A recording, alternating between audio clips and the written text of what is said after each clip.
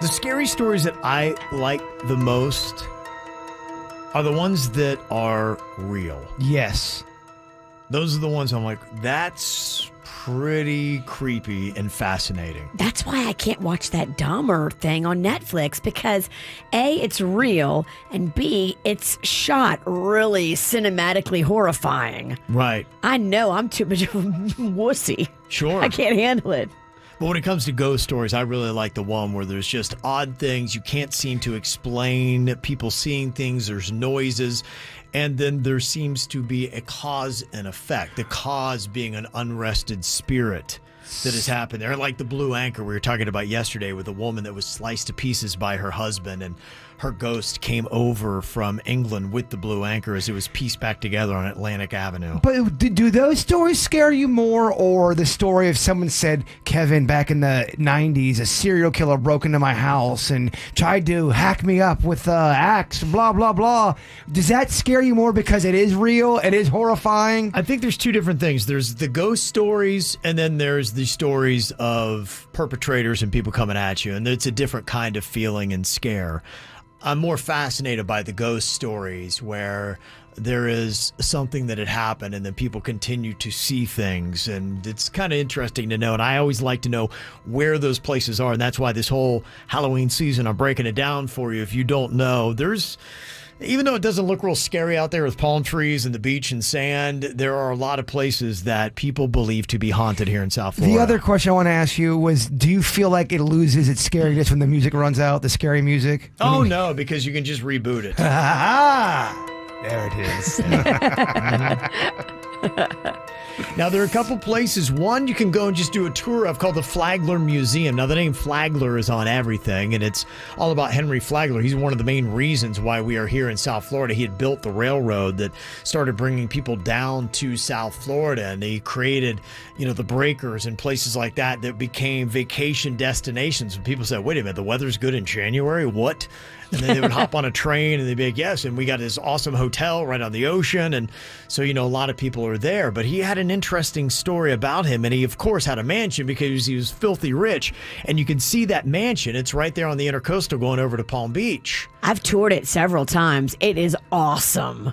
It was a wedding gift for his third wife, Mary Lilly. She was a young hooker. Oh, yeah.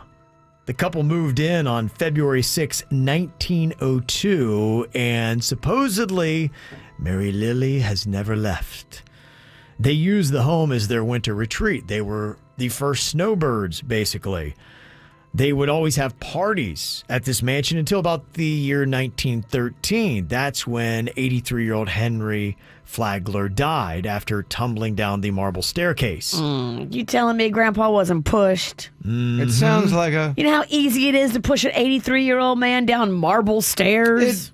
It looks like an accident, but in reality, it was murder. Now, 4 years later, Mary Lilly herself dies. Damn karma, bitch.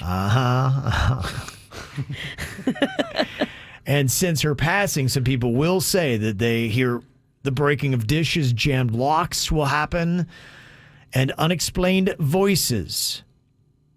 Apparently something that people who are there quite often say that they hear or see time and time again. It's creepy / cool to walk through there because they've got it all tricked out with the period furniture. So the dining room is completely set just like it looked back when they lived there. Yeah. The living room, the sitting room, the bedrooms. There's clothes of theirs and shoes of theirs in the closets and just details that are ooh, that's awesome. I know you guys are scared and don't like the idea of having a ghost or the ghost world. Yeah. I'm telling you, it's fun. It's a fun world to get. As long as no one's hurting you and you're not dying and you're not getting scratched up all the time, ghosts are fun to have around you. You like it, huh? I love it. I already got too many people in my house. I hear you. Kevin bursting at the seams. Yeah, I'm looking to lose people, not gain them. And the Stranahan house in Fort Lauderdale. It's right there on the New River. You see it, it's that old looking house, and there's a whole bunch of, it's a really cool area. You walk around there, there's great bars, restaurants, all that kind of stuff. But it stands out because here it is, an old house, and they're getting a lot of newer buildings all around that area there in Fort Lauderdale. The Stranahan house itself was built in 1901, and it's the oldest house in all of Fort Lauderdale. It was built by Frank and Ivy Stranahan, and it first served as a trading post that would lure Seminoles down the New River to do business. So it sat right there. It was in a great location. So they would come down, they do all their kind of business stuff. But the problem was Frank was battling depression. He had poor health. And one day he decided just to walk right out of the Stranahan house down into the New River in front of the home, drown himself, and commit suicide, and that happened in 1929. Damn, Frank didn't float.